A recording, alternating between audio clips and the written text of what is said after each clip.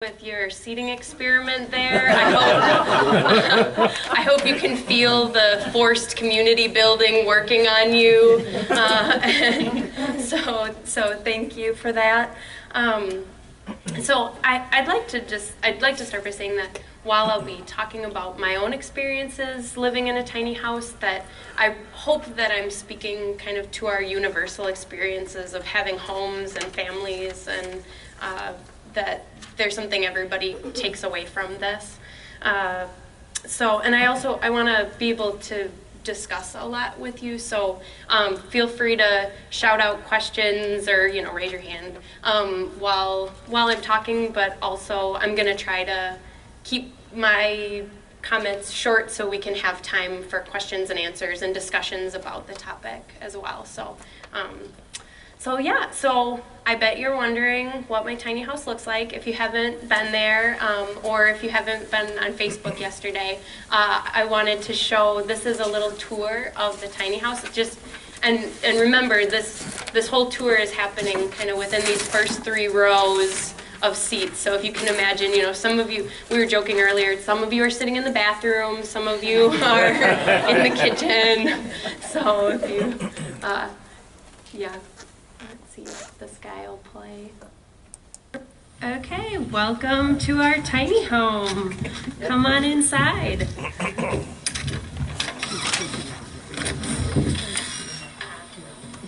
Here we are. This is it. Trying to get my shoes off. Okay, so upstairs here, you'll see that's our bedroom. The loft has a queen-size mattress up there. And then the stairs are also built to be a shelf. And then here's our office. So our printer, computer, all sorts of farm paperwork. Our filing cabinet, which is an essential. And then our personal book collection. And our couch. And then you'll see we use our the projector. Do we know how to wake the projector up? Computer for watching anything we want to watch. So we don't have a TV per se. And then beverages, table here, and I'll turn it. We'll get it back. It's not a long video. Yeah. Do we need a tall person on a chair for this one?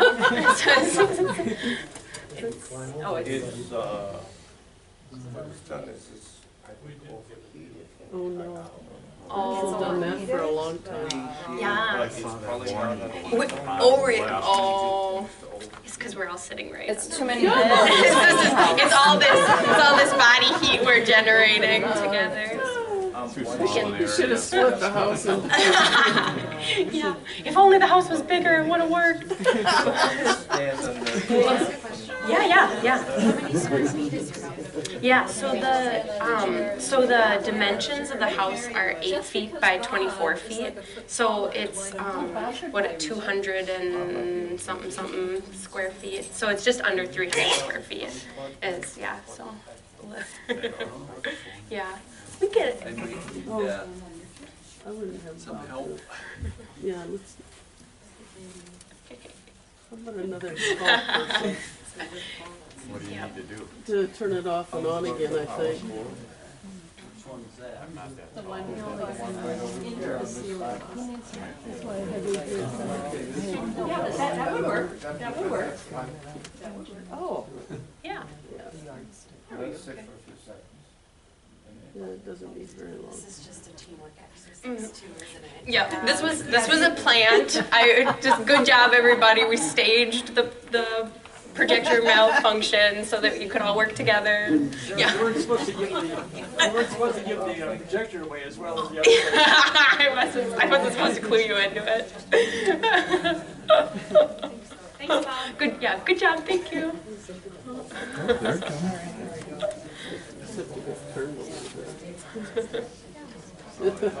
Hey, for the tall skinny thing, it doesn't So matter. you're going to the yuck of your mom and I'm the middle of 5, so my sister and her husband.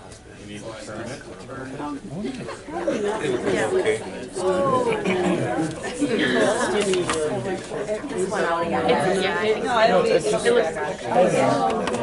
All right. We'll back it up a little bit. Sure. Okay, so And then the filing cabinet. you'll see we use our computer for, you know, watching anything we want to watch. So we don't have a TV per se. And then beverages, table here, and I'll turn around and show you the kitchen. So you can see we've got just a kind of half-size stove. Then we don't have any kind of dishwasher. We wash everything by hand, but then we use the shelves as drying racks, so we can just put stuff right after we wash it right up on the shelf there. One of the essentials here is these are pull-out shelves for all of our food. So that makes the whole space all the way back into the counter useful. And then our fridge here is also, I'd say, a 2/3 size fridge. And then we do have a little bathroom. So, composting toilet, a little shower, and another set of pull-out shelves so that we can use all that space back there. Okay, well, oh, one last thing. I'll show you upstairs. So then up above the bathroom, that's another closet for clothes. All right, well, thanks for visiting the tiny house. So, yeah, any immediate questions about the tiny house logistically after you see that I should clear up? That there is a hot water heater under those pull-out shelves in the bathroom, so we do have hot running water. Yeah. Well, I have seen those houses down south for the community who can't afford to pay their bills, and they only pay, I think, $1, but are those located all up here too? So no, this isn't a community of tiny houses. This is just, so we rent farmland so this is out in the country, and it's part of the farm that we rent. So yeah, there is in Madison a community of tiny houses. Is that what you're going to say, Mary? No, Oh, a different question. Yeah, there is. I know in Madison I believe it's for homeless veterans. There is a community of tiny houses. So it's something that exists, but I wouldn't say it's widespread for sure. On a trailer? Yes. So this is, yeah, one thing I should mention is, so technically our tiny house is a certified RV. So it's on a trailer, it's on wheels, it can go anywhere, and it's licensed with the state as an RV. So we've got, if anybody wants to ask, we got the paperwork. And so we follow RV rules. We don't follow like housing zoning rules. We follow RV zoning rules. Is that typical? It is, I'd say, more typical because it makes life easier than trying to abide by, building codes for sure. Yeah. What about water storage, Gray water or? Just water in general. Yeah, so we're lucky because we're on the farm. Our water is hooked up to the existing farm plumbing, so we've got that benefit for where we're at. Mm-hmm. So it's a well, yeah. Mm-hmm. I have a question about the bedroom. Yeah. I couldn't see really up there. Does the mattress go right to the edge of the loft? So yeah, Aren't you afraid you're gonna roll over and fall down? That was my immediate oh my god, it's higher than a bunk bed. Yeah, so there's a set of shelves actually that are right on the edge of the loft, and those are actually bins for Paul's clothes, and then so that's kind of what keeps us in at night, and then so yeah. So this is a pre-built unit that you purchased? So yeah, so this was interesting. We had a company custom build the tiny house for us. So it was custom to, we said, we'd like, we had the ceilings of the loft built higher because of how tall Paul is. So, we got to say we'd like the ceilings higher, we'd like the windows here, the stair shelves here, the sink here. So we chose that, but it was built for us. So how high is it? It's 14 feet tall. So that's the one thing this doesn't represent, is the ceiling is 14 feet tall. So that's what, you know, allows us to have that loft space. Yeah. Sarah, what do you, apparently you don't have any black water, but what do you do with the gray water? Yeah, so the gray water, again, we like hook into the farm's plumbing for the gray water. So we actually wind up having like a portable containment unit for it. So we fill that and then take it over to the farm septic. So, How do you transport it? on wheels. I It's saw like a wheels. it's like a big bucket on wheels, basically.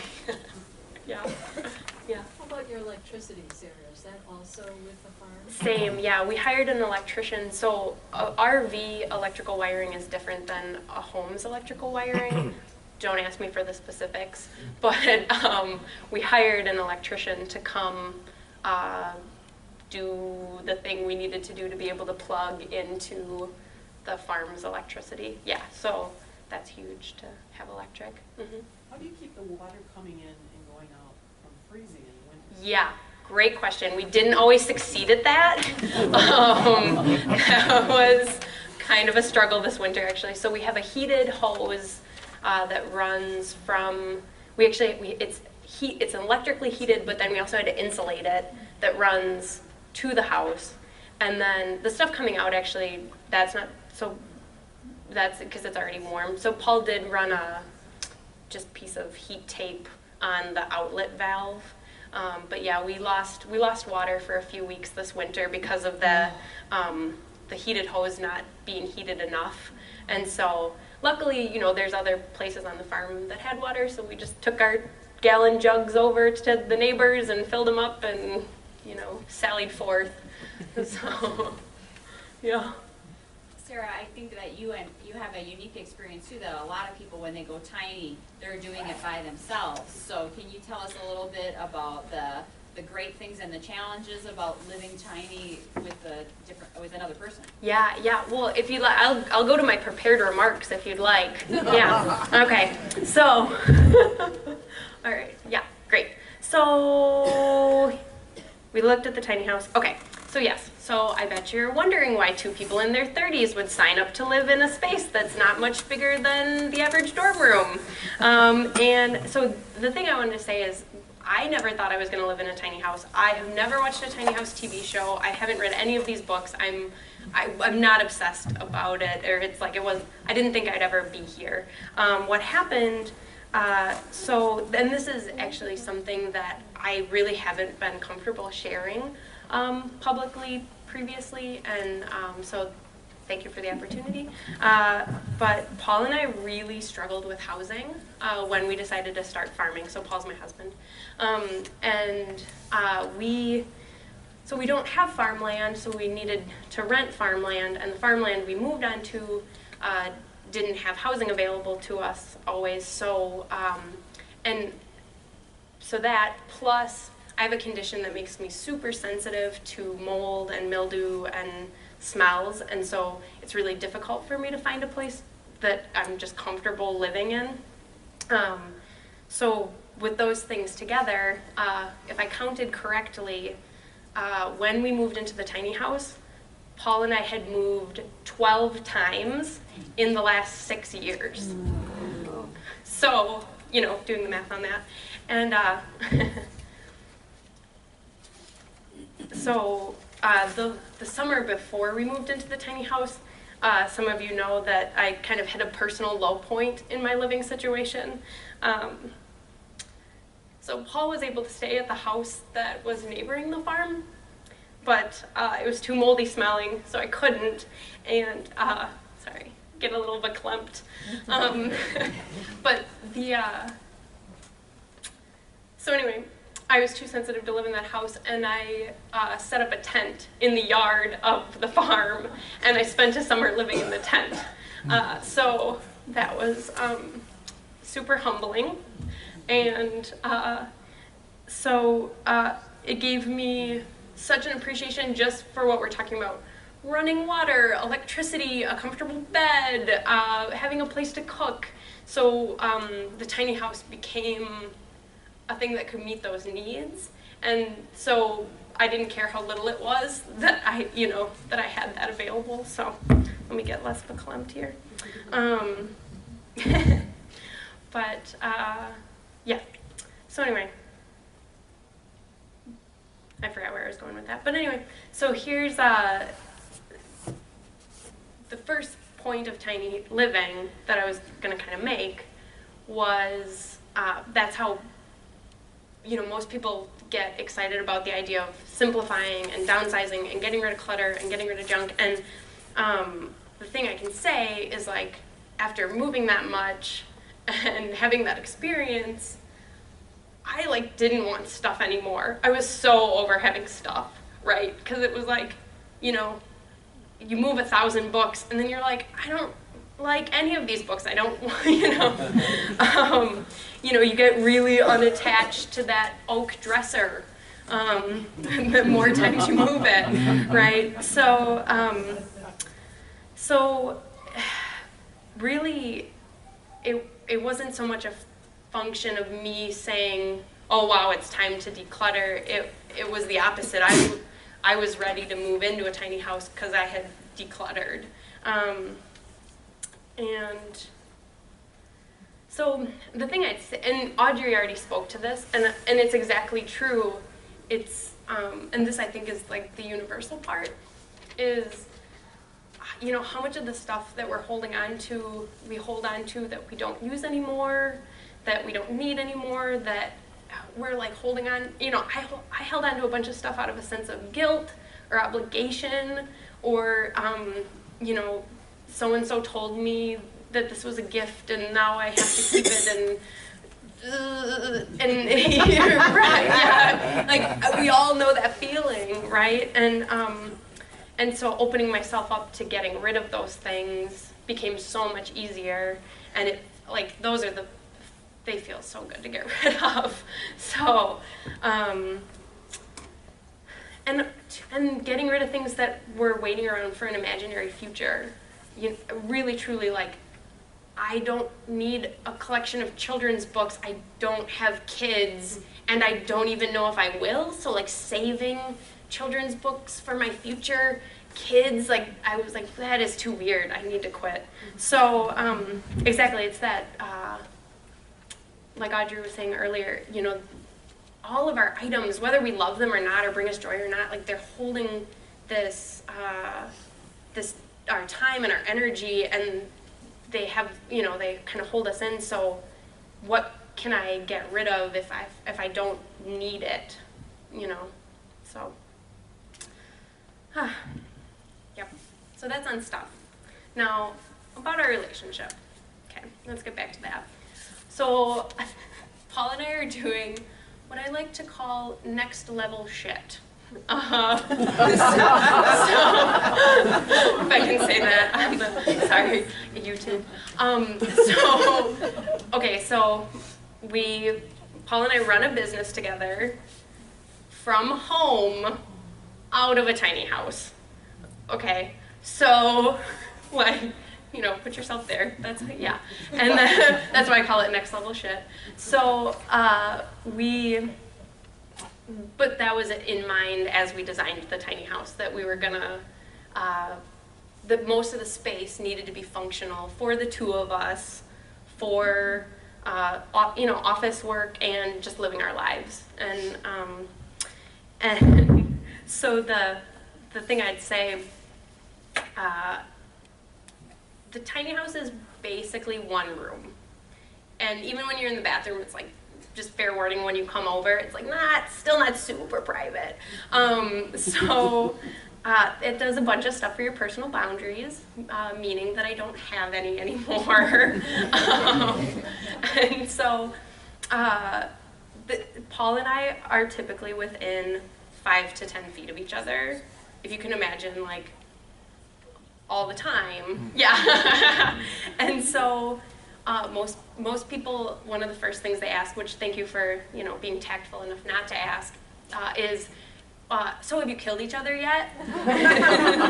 And which is fair, because we have come into more conflict than at any other point in our relationship, because, like, of course, right? When you've when you've got that amount of space and you're sharing it with someone and you're running a business with them and you're right in each other's pockets 24/7.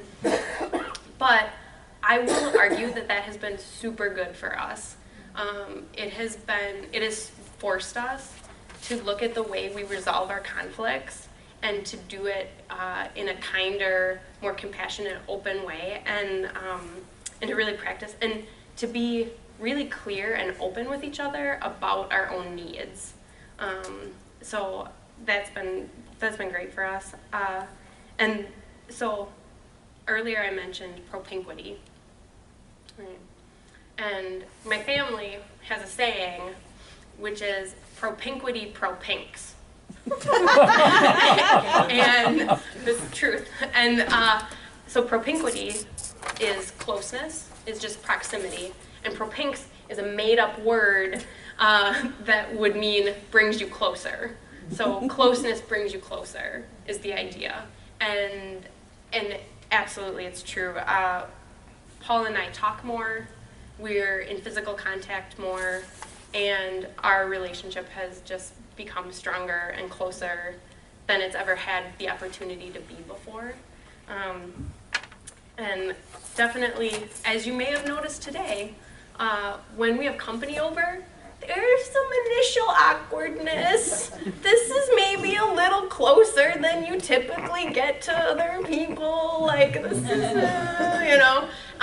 but like for those of you who have visited us in the tiny house, you get over it, and you wind up that propinquity gets to you, and it starts propinking, and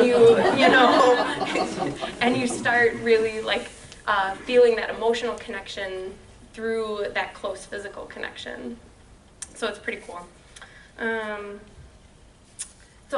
yes, I wanted to mention that, that our tiny house experience is really not just that nuclear, our existence inside the tiny house, that we're on a farm and we're part of a farming community. So we have really close neighbors that we share a lot of equipment and space with. And so, and I had to admit to, I have a chest freezer, but it's in a garage, so I'm not living without a chest freezer. My chest freezer is out in an outbuilding at the farm. So, so that's kind of part of our situation, but it's been wonderful because it's this kind of complex, interconnected setup that winds up really keeping us from being isolated or alone in this kind of a living situation. So, so kind of to sum up, the things that I see as being advantageous about tiny living, I think anyone can apply to any amount of space that they're currently living in. It's just about having that presence for your things and presence for the people and creatures that you share your space with is, I think, the idea of tiny living. So, do we have a couple minutes left for questions? Yeah, we could have just a few comments. I want to throw one in here too that Sarah didn't mention specifically was even when she's in a big open space with Paul, they find themselves just being really close together, which I think is really cool because you'd think that they'd be like, whoa, all right. But that's that propinquity that she's Okay.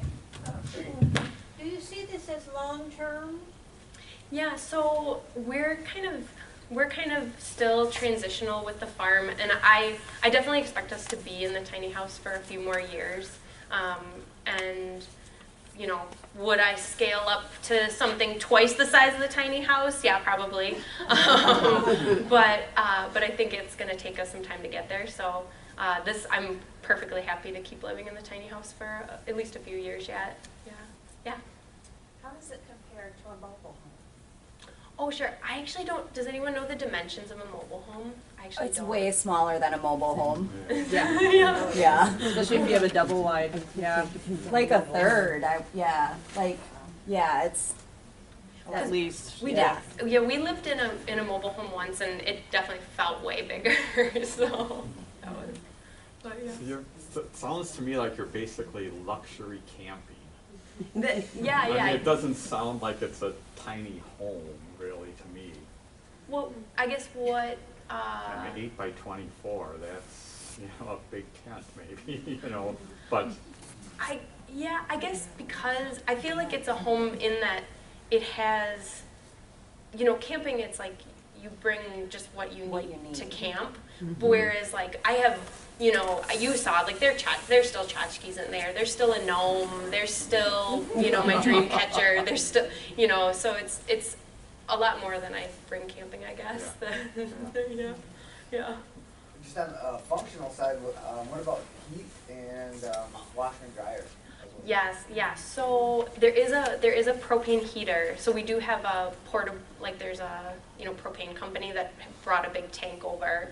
So we've got that for the heat, and then the washer dryer. So we use the neighbor's washer dryer. So yeah. Is it like forced air then too? Maybe? No, it's I guess forced air. Like it's not like an HVAC system. It's just like a single like heater unit. Oh, okay. Yeah, and a ceiling fan is essential to like get that heat moving around. Okay. Yeah. Air conditioning? I heard a rumor that you're gonna go solar. Yeah, that is true. We're moving the tiny house across the street into our vegetable field, and we're building 2 new solar arrays. And we're going to be 100% off the grid solar this summer. So yeah. So we all get water in there from there? Yeah. So there's a well in our vegetable field that we'll have all our water from. So the propane won't heat the house anymore? It'll be solar? We will still use propane. Yeah, that's true. Is that attached to your house? The tank? Or is it No, separate? the tank is separate, but the heater is built in. Okay. So yeah, we don't have any. We've talked about putting in like radiant floor electric. Okay, welcome to our tiny home. One more time. Sorry. Okay. Oh, one last. What about grocery shopping? You're not that close to places. Do you have to shop often because of the space limitation? Right. Yeah. I wind up shopping once a week, grocery shopping, give or take. So yeah, and a lot less in the summer when we've got our own produce. So yeah. Oh, all right. Thank you guys so much. Sara. Yeah. Thank